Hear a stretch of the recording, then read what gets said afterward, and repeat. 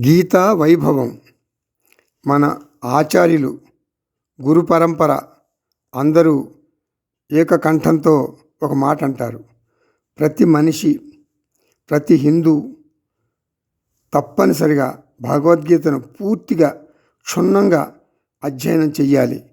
700 శ్లోకాలు, ప్రతి శ్లోకం క్షుణ్ణంగా తెలుసుకోవాలి.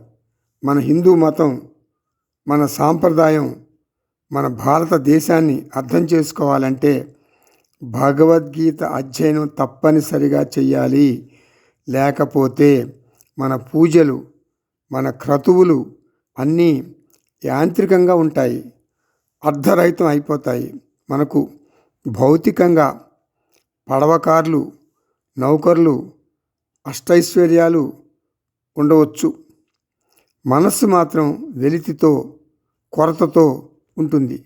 అంటే హార్ట్ ఎంటీగా ఉంటుందన్నమాట. ఆధ్యాత్మికత సంస్కృతి మాత్రమే మనిషికి పూర్ణత్వాన్ని ఇస్తుంది. ఆధ్యాత్మిక సంస్కృతి మాత్రమే మనిషికి పూర్ణత్వాన్ని ఇస్తుంది. హార్ట్ మాత్రం నిండుగా ప్రేమతో ఉంటుంది. భౌతికత అంటే మాయ, అంటే మిథ్య, విలువలేనిది. భగవద్గీత అధ్యయనం వలన మాత్రమే మన హిందూ మత జీవన విధానం, మన వైదిక జీవన విధానం, దాని యొక్క విలువ తెలుస్తుంది.